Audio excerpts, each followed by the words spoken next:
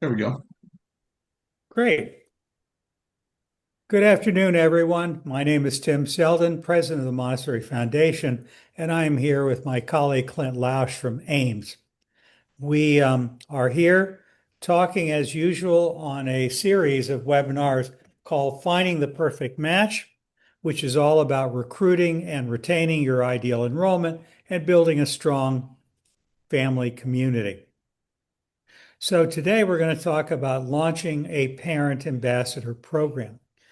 With me is one of my other colleagues, Mary Schneider, who is a teacher educator who also has run parent education programs and may choose to jump in as well. You're all welcome. Please feel free to unmute. If you are watching this as a recording, please know that you can sign up for the series and you will get a link to each recording every week. You no need to re-enroll, but the same link that you used to join is the link that you used to log in. So here we are. We're almost at the end of the 25-26 school year, and we're getting ready to go into summer. And if you haven't already developed a parent ambassador program, probably these are the last few weeks you could possibly get a new one going. It is never too late. And we highly recommend that every school try to have some kind of parent ambassador program. Notice I said parent ambassador as opposed to a parent teacher organization. You may have that too, but parent ambassadors are a very different breed. Some people call them room parents. Some people have a different name for it. The bottom line is, in my mind, they're much more than simply people that are working to communicate with the parents of a classroom. They are partners in trying to build school community. They are definitely part of your communication chain. It is an invaluable program that all kinds of schools, Montessori, monastery, independent school, Quaker school, all kinds of schools use parent ambassador programs, and they are well worth the effort. Clint, Mary, anyone else, anything you want to say as we begin to get going? Not yet, but I do love this topic because I actually think parent ambassadors, again, putting my marketing hat on, I think they're an underutilized resource from a marketing perspective as well. So, I'm sure we'll be digging into that a little bit more. So, yeah, I can't wait to talk about that. Great. And in Well, again, that is addition, go ahead, Mary. they also help build community. So that's another marketing, and building community are two important um, focuses for schools. One way of thinking of it is when a parent first comes to your school, they're going through something. I mean, they may either already feel bonded to your school or they may feel like chopped liver, like they're invisible, like they don't know anyone. Nobody knows my name. The whole idea of a parent ambassador program is to reach out to these parents early on, ideally in the winter or spring before the year when their child first begins, to begin to form a relationship, welcome them into the school community, let them know what's going to be happening between today and the day when school starts. In other words, that feeling of, I know that we've got many months before school starts, but you just need to know that I'm here for you. I'll reach out for you. I'll remind you of things. I'd love to meet you if you'd like. Maybe our kids ought to get together because it could be that I'm going to be a parent in your child's class. That is commonly one of the strategies. In a typical classroom of, let's say, 30, like you might see in a Montessori classroom, you might have two or even three parent ambassadors. Doesn't need to necessarily be a coordinator or chair. Um, there may be a chair for the entire program. And again, parent ambassador programs can be identical to a parent organization in some schools. My concern with parent teacher organizations is twofold. One, they typically become a shadow board and it becomes a problem, adversarial, us versus the board, us versus the administration. Parents, teachers, come run to us if you got a concern, you got a complaint. And instead of building closer ties, it can build concern. On the other hand, what people do, and we work with whatever we get. But I think in general, a parent ambassador program can be different from a parent board. I mean, a parent teacher organization. The other issue with PTOs and PTAs is they're no better than the energy of the people who happen to get elected. Whereas parent ambassadors are usually a mix between people who step forward and say, what about me? I'd like to be a parent ambassador. And you get to train them, you get to select them, you get to coach them. Very different experience from a group that is elected by the parents to serve as representatives of the parent body. Again, both groups can be very useful, don't get me wrong. But a parent ambassador is probably a little different.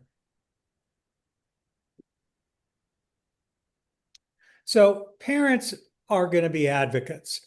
They're the heart of the community, and their insights, their experiences, their passion for the Montessori education can turn them into really great advocates, enhancing the school culture, fostering deeper connections within the school environment.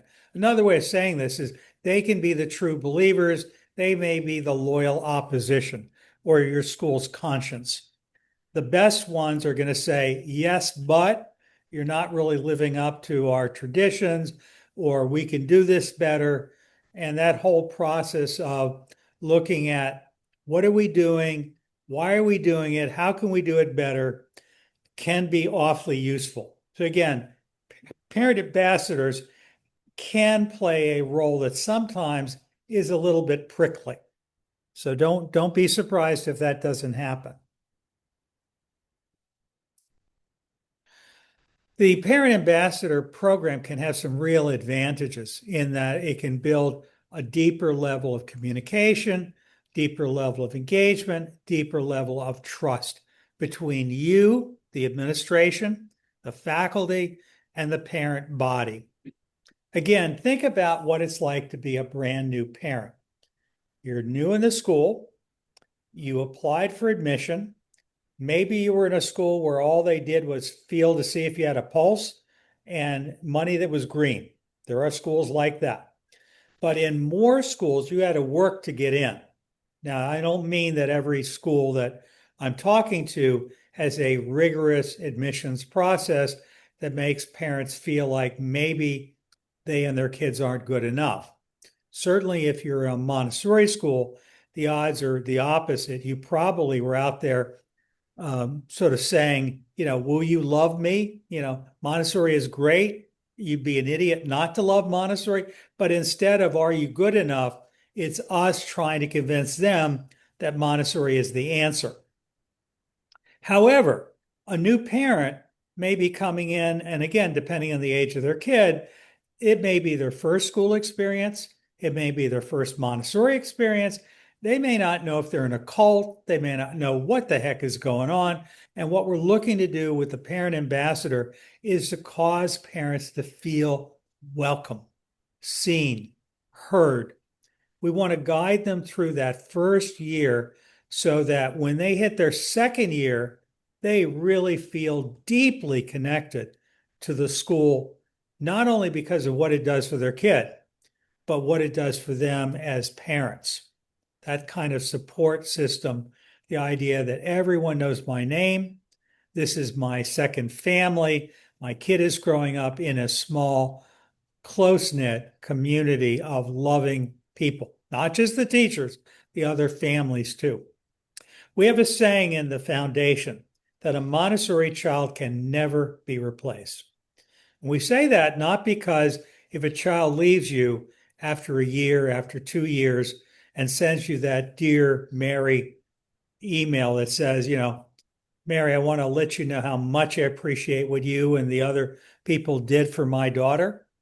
And I wanted you to be the first to know she's been admitted to Aardvark Academy, Aardvark Prep, and she's going to be in the gifted program. And I will tell everyone I know what a great job you did for my daughter. And you're not quite sure if you're supposed to be proud or vomit. Because when the little girl goes, Along with her goes the heart and soul of that classroom. Every one of these kids is important. When they go, it causes other kids to say, maybe I should go too. And quite often, families leave and then another family leaves, or they all leave together. And so we have a saying that even if you can always keep your numbers 100% full, your program, Montessori or otherwise, is stronger the earlier children enter your school and the longer they stay with you in your school. And the same thing is true in terms of your parent community. If the families of the school are all looking ahead to high school graduation or pressuring your board and administration to start a high school, that's a good thing. You may not choose to do it, but that's the ideal, is parents who never want to leave your school.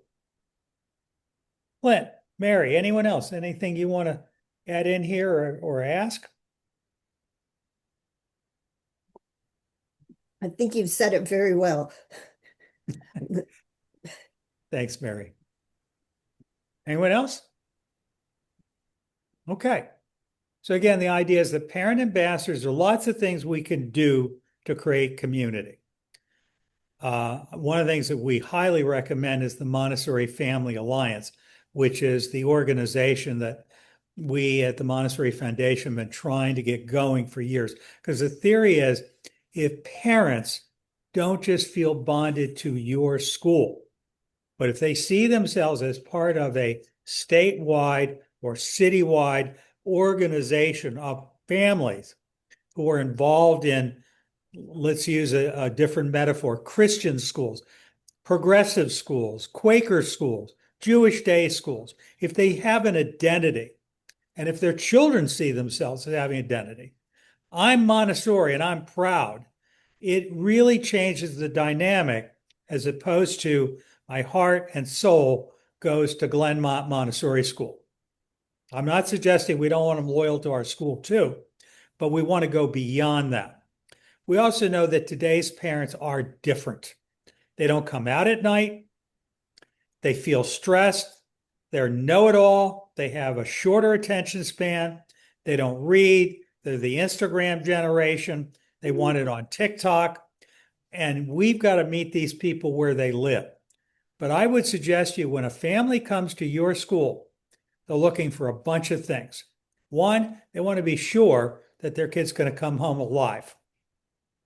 Two, they want to be sure their kid's going to come home free of disease and lice. Three, that you're not going to be hurt. No poop in her pants. No dirty underwear. That no one's made her feel small or unseen or no bullying. They want security. They want no drama.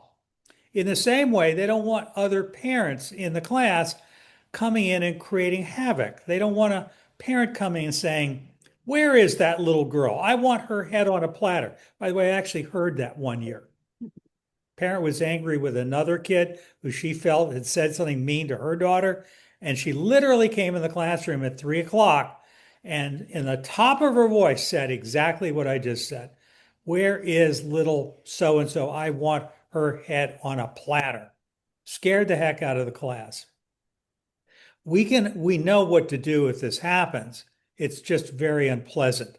What we want to do is prevent it if we can. What parents want is to feel that they are welcome. Let's imagine today's families are not the same as the 1950s. It could be we've got, husband and wife. It could be we've got a single mother. It could be we have a single father. It could be we've got two fathers, two mothers. Who knows what we got? The bottom line is we want every single person to feel present, to feel welcome, to feel honored, and to also know that there are guide rules, that they can't simply run amok, that we expect them to be there at a certain time, that we will help them to be there at a certain time. We will help them to understand why they need to be there at a certain time instead of just making them feel guilty.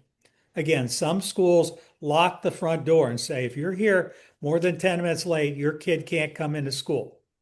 As opposed to, it is so important that your child learn the lesson of being there on time, being present out of respect for her other students and for the class as a whole. It's really important. What can I do to help you to work within our guidelines?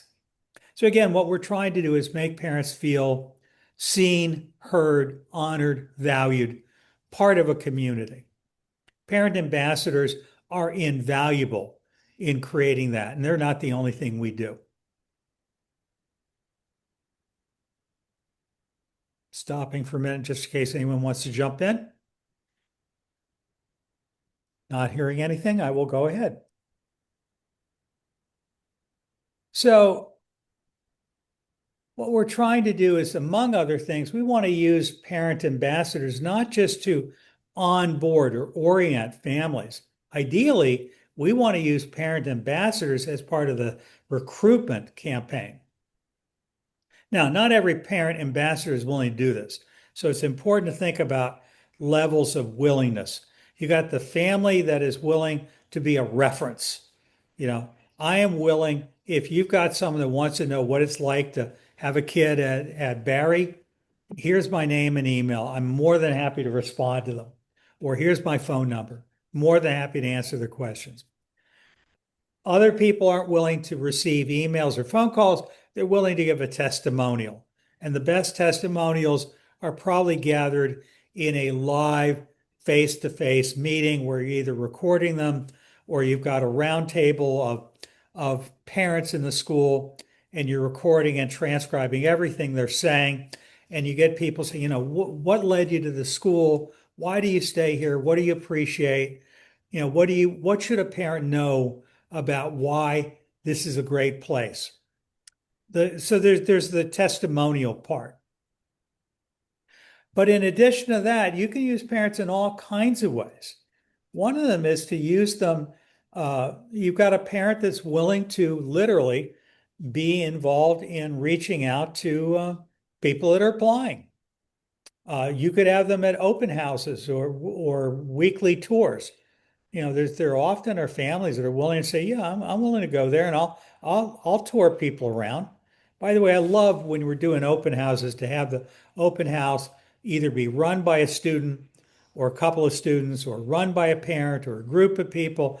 There's no wrong answers, but the bottom line is parents can be really, really helpful. They can also be problematic. Don't get me wrong. You got to be paying attention. So trust but verify that they're not telling people terrible things about your school because they've fallen out of love with you. Parents, though, can be really, really helpful in the admissions process. You can also have parents be part of an admissions committee. So let's imagine, Mary, you've applied for admission to my school, Aardvark Academy, and I have, Mr. Jones contact you and say, I'm a parent ambassador from the school, and I'd love to just spend a few minutes answering your questions and just getting to know you, helping, we're here to help you to figure out whether this is the right school for your family. In the meantime, they're both answering questions. They can also be listening carefully and offering feedback right down the admissions committee line to say, I think you got a problem here. Because not every family that applies to your school ought to be admitted. Yes, I said that. And I know we're all desperate. We need kids desperately. But marry in haste and repent at leisure. You want families that are going to appreciate your school for what it is, that are not going to break your teacher's heart, that are going to they actually want what it is you have to offer. Now, don't get me wrong. The average parent that comes to our school, they've heard about Montessori, they've listened attentively, and they haven't got a clue what's going on. And the odds are pretty good that 5 years later, they still won't have very much understanding of what's going on. There will always be the groupies who know more than you do. On the other hand, the typical parent just knows my kid's happy, the bathrooms don't stink, I'm comfortable here, I got no complaint. And don't be surprised if that's what you hear from a lot of parents.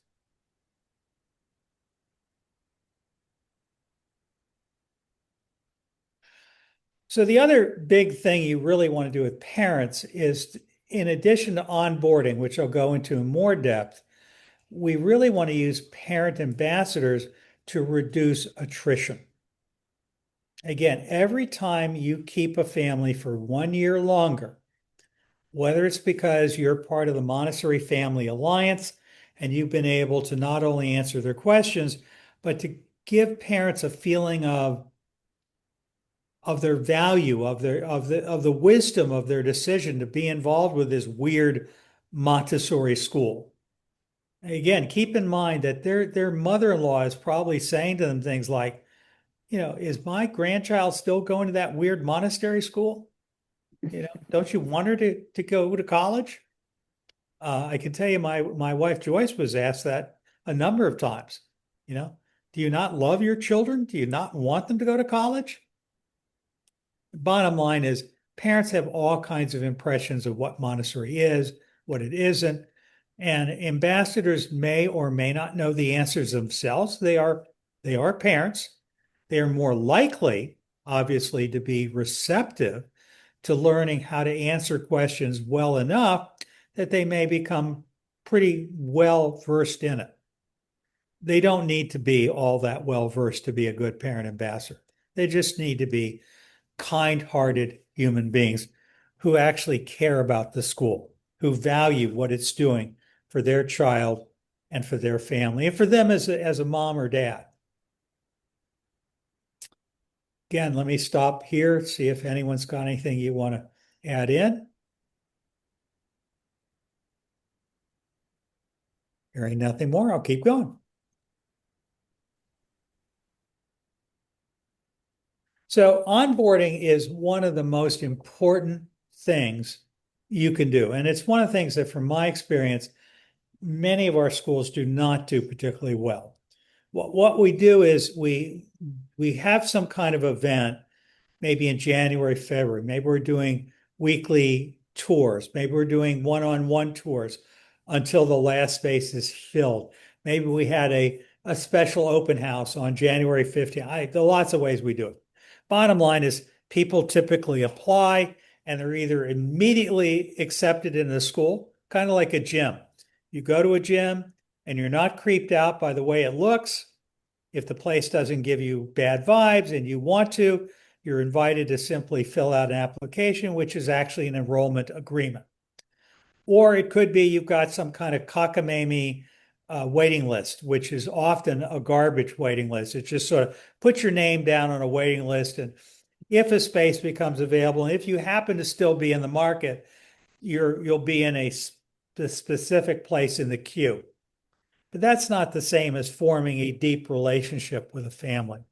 When we do this job right, before we shake hands and say, Mary, Clint, we'd love to have you if you'd be interested in receiving an offer of admission. And you say, yes, I'd very much like to have my family be part of your school. At that point, you already know you want to work together. And you're offering a space with the assumption that they are going to read the agreement, they're going to sign it, and this space is locked down. The bottom line is, at the time we sign a contract with a family, no matter how we did it, there is usually many weeks, many months before the child comes into the school. And that is precious time when we could be building our parent community. And parent ambassadors can be invaluable. They do it by a personal welcome. It could be by email. It could be by phone. It could be by text. These days, I think a lot of people do it by text. I can easily see it this way. Clint, this is Tim Selden, parent ambassador from Aardvark Montessori. I just want to welcome you to Aardvark. I'll be reaching out to you by email. And if you'd like, I'd be delighted to set up a time to get our kids together over the weeks ahead. We've got 2 months of summer before school starts, but it'll be over before you know it. And I don't know about you, but from my experience, it really helps with the process of having children enter a new school if they already have friends. I'm here to help. So please keep my number. I don't mean to press. There's no requirement, but I'm here to help you. And I will, among other things, I'll remind you of things that are coming up, like the new parent reception on August 17th. I'm here to remind you of the first day of school. I'll be here to help you. Bottom line is, if you got a question, if you got a concern, I and the other parent ambassadors, we are all here to help you. Secondly, doing this improves communication. Parents hear so many communications in the course of a day that they don't even know that you were talking to them most of the time. You can't assume just because you send out an email or you send something home in the mail that people read it and understood it or paid any attention to it. They're just overwhelmed. A personal contact, a personal reminder. Don't forget, we're doing a special event at school on Friday night, and I'd love to see you there. Would you like to meet up and drive to the school together? Or would you like to have dinner at McGaffey's pub first with the kids and maybe have some pizza and then go over to school? That kind of communication really improves the way parents understand what you're trying to say to them. And finally, obviously, this kind of onboarding can create a much more bonded, engaged family, which is the reason why we do it. Now, Clint, you created a parent onboarding playbook, right? Correct. You want to briefly, I think we talked about that on Thursday. You want to briefly mention that? Yeah, and I can share my screen as we're going here in a second. Let me, I'll pull it up. But yeah, ultimately, having a communication playbook, during that onboarding time. So a new family enrolls, and then what we hear many times, especially if it's through the summer, there's this gap in communication. You might have, an event here or there, but especially for new families, as Tim has talked about, having that communication be consistent throughout the summer and in early fall and keeping them engaged is really important. So one of the things that we put together was a playbook of example communication. And of course, I give me a second while I pull it up. I lost my tab, but and when we talk about a playbook, it's really a series of touch points via email, via personal outreach, about information about the school, expectations, answering questions, FAQs. It just allows families to just have a sense of, yes, a sense of belonging and community, but there's questions, there's apprehension that, they may be new to Montessori. So really helping them understand that is vitally important. So let me family onboarding playbook. Here we are. Actually, this is the fill in the blank one. Let's pull in the actual playbook here. So here's an example 90-day, we call it a guided journeys for families that are new to Montessori. And it talks about the purpose, the philosophy here. And here we go. This is what I wanted to show. Like an onboarding timeline. Day 0, so a welcome email. Day 2, what to expect on the first day. Day 5, understanding the Montessori classroom. And the beauty is you can automate all of this. Right now, how do you automate that? You're definitely going to need some sort of software. Now, obviously, we have the Growth Suite. That's our software. You could do all of this email communication out of there. But as long as you have something like a MailChimp, a Constant Contact, something like that, you can create these. And then the moment somebody is enrolled, you just hit pretty much just put them into this workflow.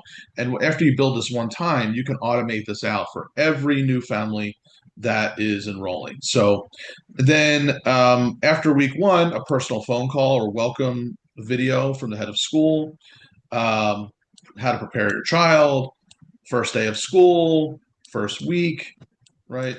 Why Montessori looks different, right? So a lot of families are coming in with questions. It's obviously a different looking classroom. They're maybe used to traditional classroom, right? So how do you need to, why it may look different, and why that's okay and why that's better than okay. Montessori at home, ultimately, uh, maybe a parent observation opportunity.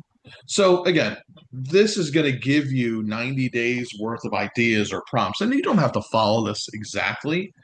Um, but hopefully it gives you some inspiration about a type of flow or communication flow that where if you look at this, what 90% of it is automated. You build it one time, and this is what every new family is going to go through, minus a few personal outreach opportunities, a few times within 3 months.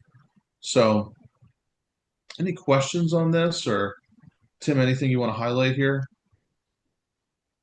No, I think you're doing it. I just noticed, by the way, that something went wrong with the meeting that's coming up at 2. You get a chance, can you go in and see why it suddenly deleted the meeting? Okay, we will take a look at that. It's really weird. I mean, Kelly Pruitt had signed up for it. I was about to put the link into these folks in case anyone was free and wanted to be part of that focus group. I'd like to Okay, reach out to Kelly and make sure she knows she's still welcome to join us. all right. So again, I'll go back to sharing my screen. And Yeah, again, let me before I stop and do, I'll hop over there. yeah, if anyone has any questions, please feel free to unmute. Always love to have comments and questions.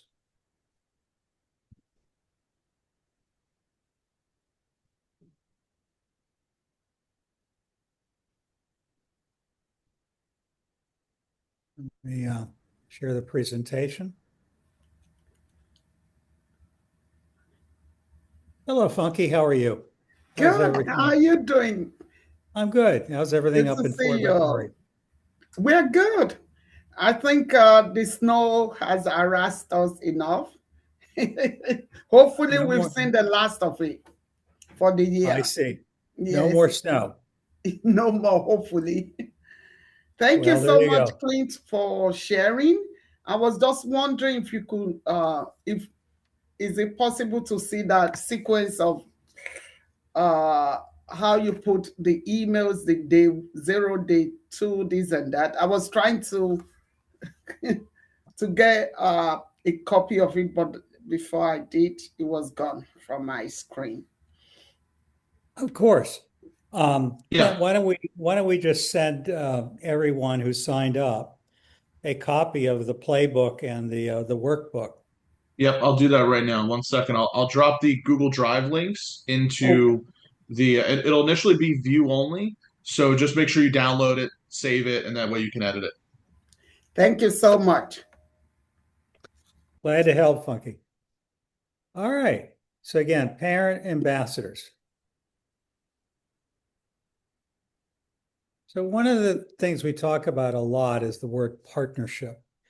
The goal here is we do not want families to think of our school as the equivalent of the dentist or the lawyer or the CPA. I mean, yeah, they're paying us money and we're providing a service. We really want them to become our partners because look, we're dealing with the two things that they love the most in the world, hopefully. The first is their child, their children. The second is money. So they care a lot. This is not a casual transaction like going to the dry cleaners. You muck up with their child and they're going to be in your face. They care about this. And what we want is to develop a trust with families. And we want a relationship that's deep. And if they ever have to leave for whatever reason, they're moving out of town, I want tears in their eyes. Again, the reason why we use parent ambassadors is it increases the odds that we're going to form that kind of relationship between us and a family. Now, in today's world, this is more important than ever because on a global level, the human birth rate is falling. If two people over their lifetime bring into the world two new children, they replace themselves and the population remains stable. If they have even 1/10 more, the population begins to grow. Right now, the birth rate, instead of being 2.3, which is what it used to be, has fallen to 1.6. Now, obviously, there are some cities where the birth rate may be growing, but I'd say for most of you in the United States and Canada, the truth is you are beginning to see a dropping birth rate. Now, you could be seeing people moving to your community for one reason or another, but it's important to know that it's harder to recruit enough families in today's world. And in the United States, more and more school districts are having to close down schools or classrooms. Many states are expanding the free publicly funded programs for children to younger and younger ages. For that reason, because of the lower birth rate and the fact that they either have to lay off a lot of teachers or they have to come up with other ways of serving their taxpayers. The other thing is more and more people are putting pressure on their representatives to provide subsidized or free child care.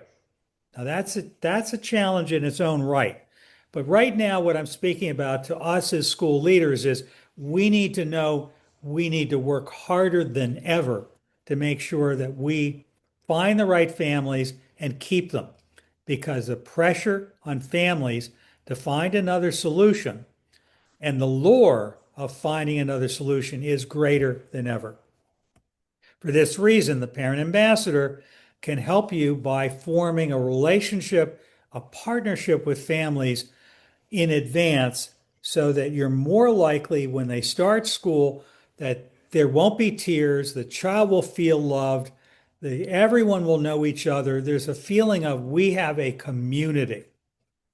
There are lots of ways schools build community. Don't get me wrong. Everything we do in the past, the back to school picnics, the square dances, whatever you do, the new parent reception, those are all good things.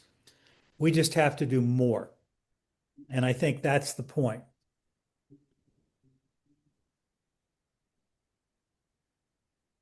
So parent ambassadors do lots of things.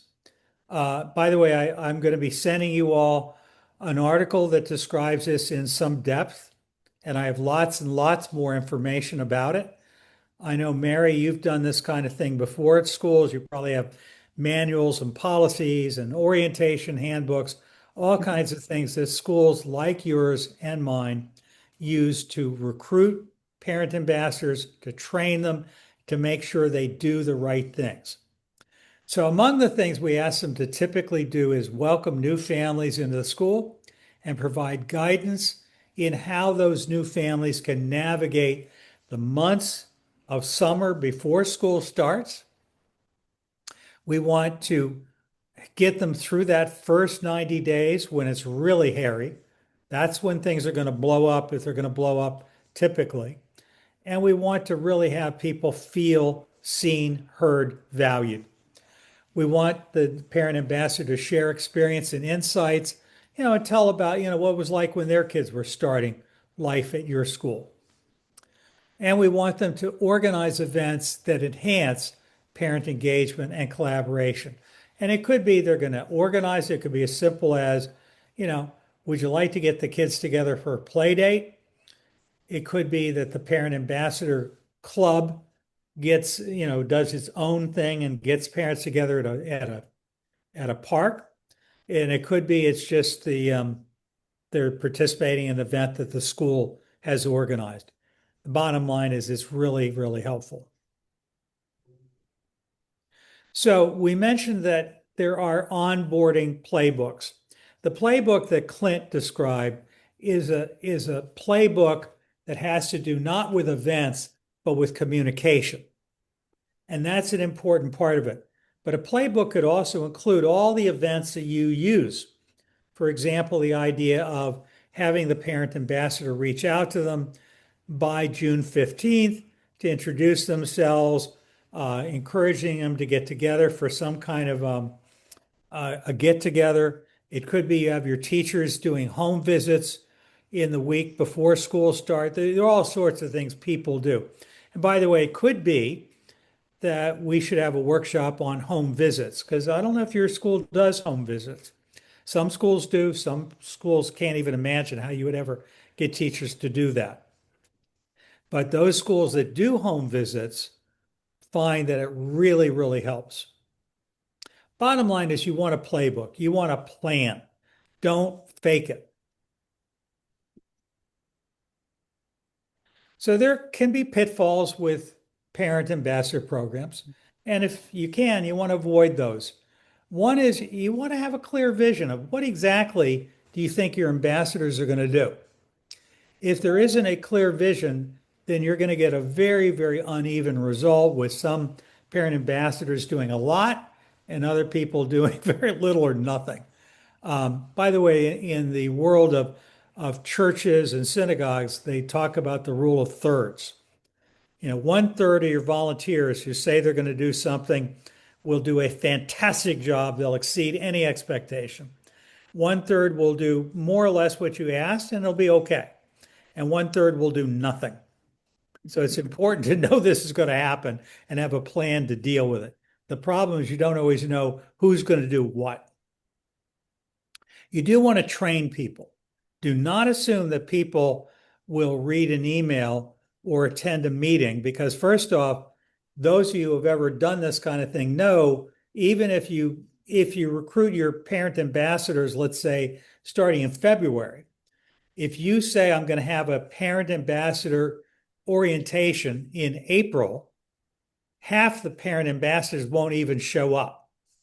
So you have to have a plan that every single ambassador or room parent or whatever you call them is properly oriented. You cannot afford to have a hole in the program.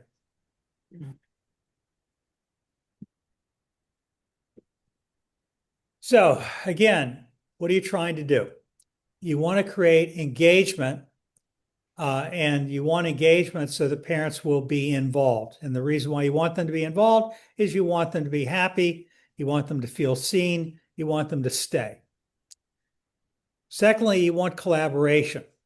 We're trying to partner with parents so that they will help your school. Instead of saying, what have you done for me lately? Why should I continue to throw money at you? You want them to be saying things like, what can I do to help you? What do you need? And there really are schools where parents do that. The idea that you need to twist their arm to get them to donate to an annual campaign or show up at a parent meeting is a challenge. By the way, having said that, I acknowledge that in today's world, it is a challenge for most of us. The bottom line is we need to solve that problem. Let's not just take it for granted that that's the way it's going to be. The next thing we want from our parent ambassadors is we want to gather feedback. These people are likely to be the best informed, the most engaged. When you need to figure out what's going on in your school, the parent ambassador community, there'll be like a committee of them, they're really going to be useful people. The next is you want to train the parent ambassadors to be sure they know what's going on. And that includes, what do you do if someone asks you a question and you don't know the answer? Who do you go to? How do you, if you get them on the phone and they're just dumping all over you and they're complaining bitterly, how do you handle that? You want to train your ambassadors to know what to do. And then finally, you want to recognize and thank your ambassadors early and often, because these people are really important to your school.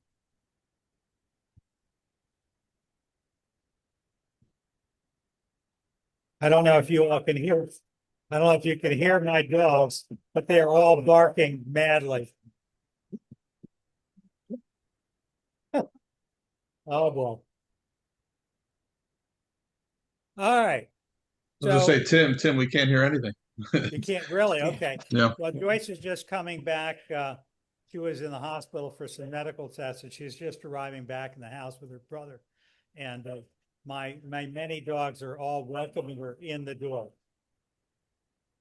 So the bottom line is we really want these ambassadors to not only be puppets, we want them to be advocates.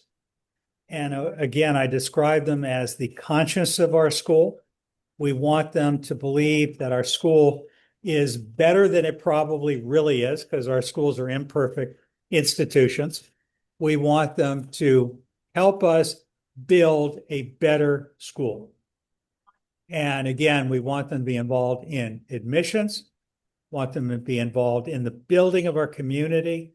We want them to help us with events, which not only means volunteering to show up at events, but also to go out there in the world and promote the event. To remind parents, we've got the spring fling coming up. You need to be there. How many tickets can I get for you?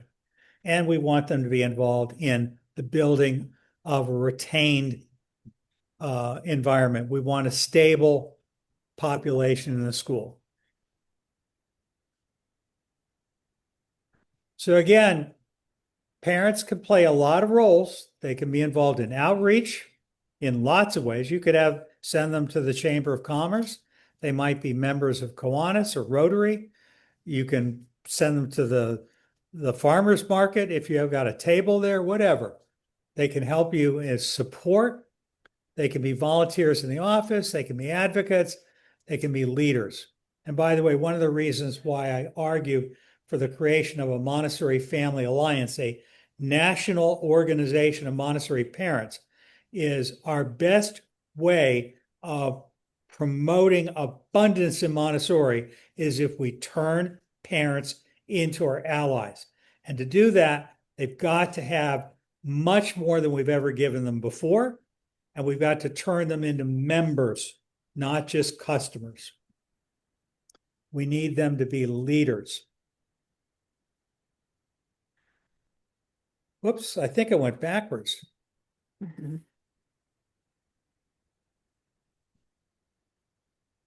So again, how do we do it? We start with initial planning, which ideally we did back in the fall. And if you haven't done this for next year, you might want to start planning now for what you're going to do for next year.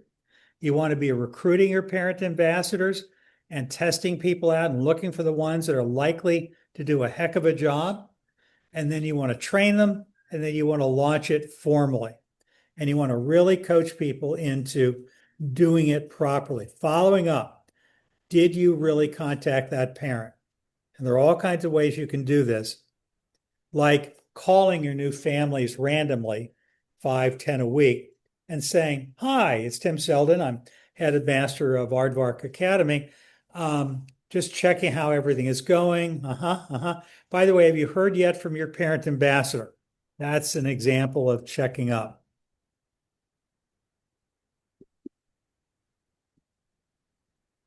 So here we are. Bottom line is the Parent Ambassador Program is one of the most powerful things you can do. Highly, highly recommend it. So there we are. Whoops. So let me stop sharing. So anyone have anything that you want to say or ask about the Parent Ambassador model?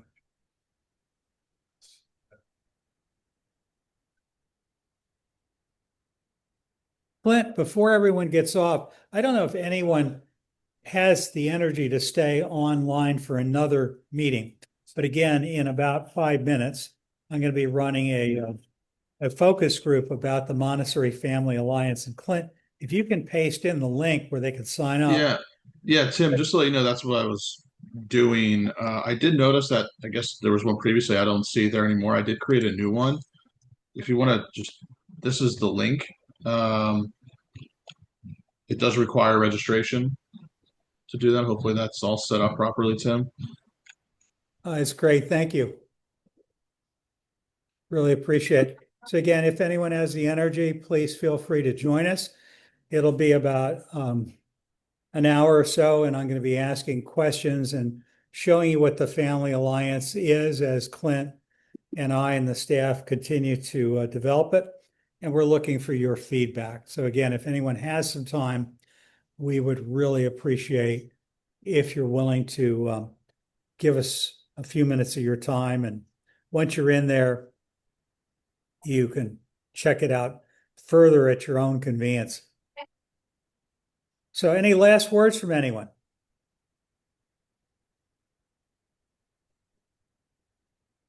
Hearing nothing from anyone, I guess I will end today's meeting. And Clint, thank you so much for everything you do. Okay, Tim. Thank you, Chase. Thank you, Mary.